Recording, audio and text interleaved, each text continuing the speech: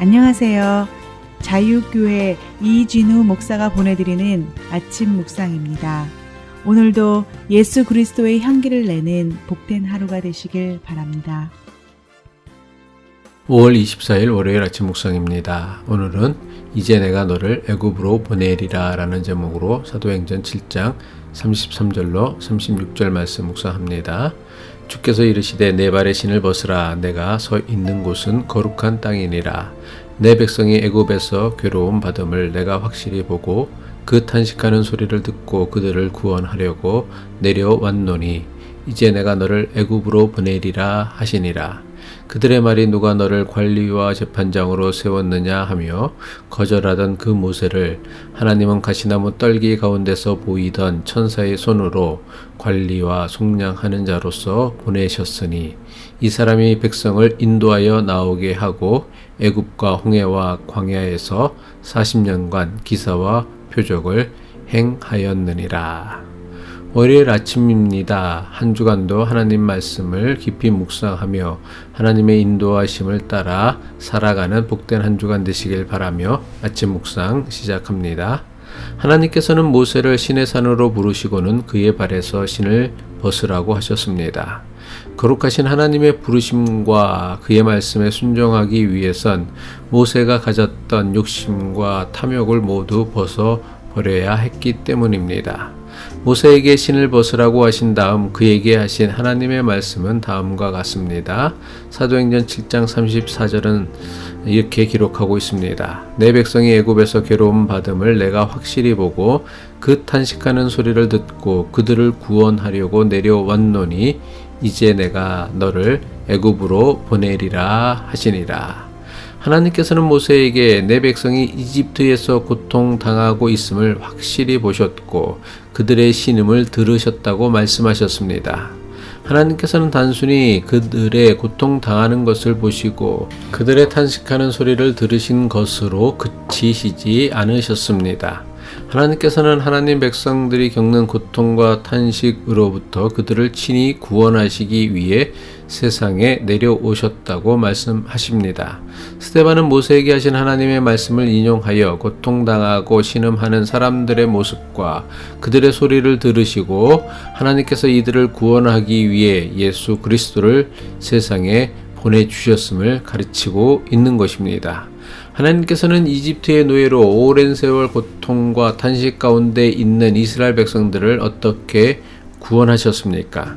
하나님께서는 당신의 백성을 이집트에서 구원하시기 위해 오래전부터 예비하시고 훈련시킨 모세를 이집트에 보내신다고 말씀하셨습니다. 오래전부터 예비하시고 준비하신 사람을 통해 하나님의 구원의 역사를 이루시는 것, 이것이 하나님의 방법이셨습니다. 한마디로 이집트에서 고통당하고 신음하는 하나님 백성을 구하기 위해 하나님께서 오래전부터 예비하시고 준비하셨던 방법은 모세였던 것입니다. 하나님께서는 하나님의 백성을 이집트에서 구원하기 위해 이미 오래전부터 모세를 40년 동안 이집트의 왕궁에서 왕자로 지내게 하셨습니다. 그리고 출애굽한 이스라엘 백성들을 40년 동안 광야에서 인도할 수 있도록 모세를 이미 40년 동안 미디안 광야에서 훈련하신 것입니다. 모세는 두렵고 떨렸지만 자신을 통해 이스라엘 백성을 구하는 것이 거부할 수 없는 하나님의 뜻임을 확인하고는 하나님 명령에 순종합니다. 모세는 40살까지 이집트 왕궁에서 이집트의 왕자로 살았기에 누구보다 이집트에 대해서 잘 알고 있었습니다. 모세가 이집트로부터 이스라엘 백성을 구하라는 하나님의 명령을 받았을 당시 이집트는 세계 최강의 군사력을 보유한 세계 최고의 제국이었습니다. 당시 세계 최고의 제국이었던 이집트에서 80세의 노인 모세가 단 한 명의 군사도 없이 이스라엘 백성을 구출한다는 것은 마치 달걀로 바위를 치는 것보다 더 무모한 일이었습니다. 인간적인 계산을 따른다면 모세에게 내린 하나님의 명령은 무슨 수를 써서라도 반드시 피해야만 하는 길이었습니다. 하지만 모세는 무모하다 못해 불가능해 보이는 하나님의 명령에 순종하여 자신이 급하게 도망쳐 나온 이집트로 갑니다. 도대체 모세는 어떻게 해서 이런 선택과 결정을 할 수 있었던 것일까요? 하나님께서는 히브리 노예가 사내 아이를 낳으면 모두 죽이라는 바로의 명령으로부터 모세를 구원해 주셨습니다. 그리고 40년 동안 이집트 왕궁에서 왕자로 자랄 수 있도록 은혜를 베풀어 주셨습니다. 이스라엘 백성에게 배척을 당하여 맨손으로 미디안 광야로 도망쳤던 모세가 40년 동안 광야의 삶을 살 수 있었던 것 역시 하나님께서 그에게 은혜를 베풀어 주셨기 때문입니다. 모세는 시내산에서 하나님의 부르심을 받고는 지금까지 하나님께서 자신에게 베풀어 주신 은혜가 이집트로부터 이스라엘 백성들을 구하기 위해 베풀어 주신 은혜임을 깨달은 것입니다. 모세는 비록 지금의 자신은 가진 것 하나도 없는 무기력한 존재이지만 지금까지 자신을 연단하고 훈련하신 하나님께서 자신을 도우시고 바르게 써주실 것을 믿고 하나님의 명령에 순종하기로 결단한 것입니다. 모세의 결단은 오늘 우리에게도 매우 중요한 영적 도전이 되어야 합니다. 하나님께서 예수 그리스도의 십자가 보혈의 은혜로 우리를 구원해 주신 것은 먼저 구원받은 우리를 통해 하나님 나라를 이루어 가시기 위함이라는 사실을 깨달을 수 있어야 합니다. 어느 한 청년이 불의하고 타락한 세상에서 이리 치이고 저리 치이며 살다가 좌절하고 낙심하여서 하나님을 향하여 이렇게 절규하였습니다. 하나님께서는 보이지도 들리지도 않으십니까? 세상은 온통 불의로 가득 차 있고 불의에 짓눌린 사람들의 울부짖는 소리가 하늘을 찌르고 있습니다. 대체 하나님은 무엇을 하고 계십니까? 이들을 위해 무슨 대책을 좀 세워주세요. 그러자 하나님께서는 청년의 절규에 이렇게 대답하셨다고 합니다. 나는 불의한 세상을 바르게 하기 위한 대책으로 너를 구원하였노라.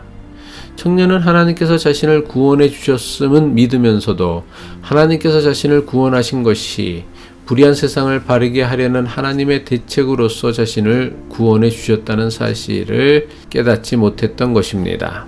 하나님께서 우리를 구원하시어 하나님의 백성으로 부르신 것은 불의한 세상에서 하나님의 공의가 이루어지는 하나님 나라를 만들어가기 위함입니다. 하지만 오늘날 너무나 많은 교회가 불의한 세상을 바르게 하는 하나님의 방법이 되기는커녕 오히려 자신들의 욕심을 채우려고 세상의 부패와 타락에 일조하고 있습니다. 우리가 믿는 하나님은 오직 나만을 구원해 주시는 나만의 하나님도 우리 민족만의 하나님도 아니십니다. 심지어 기독교인만의 하나님도 아닙니다. 우리가 믿는 하나님은 모든 인류의 하나님이시며 생명을 가진 모든 존재의 하나님이시며 나아가 우주 만물 모든 것의 하나님이십니다. 우리가 믿는 하나님을 오직 나만을 위한 하나님, 오직 우리 민족만을 위한 하나님, 오직 기독교인만을 위한 하나님으로 제한하는 것은 창조주 하나님을 우리의 수호신으로 전락시키는 신성모독입니다. 하나님을 믿는 것은 내가 믿는 하나님을 수호신으로 여겨 내가 바라고 소원하는 것을 이루는 것이 아닙니다. 창조주 하나님께서 나에게 바라고 원하시는 것을 위해 하나님의 선한 도구로 쓰임받는 삶을 사는 것, 이것이 하나님을 믿는 것입니다. 아브라함은 하나님을 믿는 믿음이 무엇인지를 이 세상에 보여주시려는 하나님의 방법이었습니다. 요셉은 세상을 대기근에서 구원해 내시려는 하나님의 방법이었습니다. 모세는 이집트의 노예로 오랫동안 고통당하고 신음하는 히브리 민족을 구하기 위한 하나님의 방법이었습니다. 사도 바울은 하나님께서 세상에 보내신 예수가 모든 민족, 모든 나라를 구원하는 메시아 그리스도이심을 전하게 하는 하나님의 방법이었습니다. 마찬가지로 오늘날 그리스도인은 이 시대 이 사회 나아가 세상을 살리고 구하기 위한 하나님의 방법이라는 것을 깨달아야 합니다. 기도하겠습니다. 우리가 어느 곳에 어떤 모습으로 서 있든지 우리가 두 발 딛고 서 있는 그곳이 하나님께서 내게 맡겨주신 소명이며 사명임을 깨닫게 하옵소서. 나를 통해 역사하시려는 하나님의 뜻을 받들어 내가 서 있는 내 삶의 자리에서부터 거룩한 땅으로 바꾸는 역사가 나타나게 하옵소서. 예수 그리스도의 이름으로 기도합니다.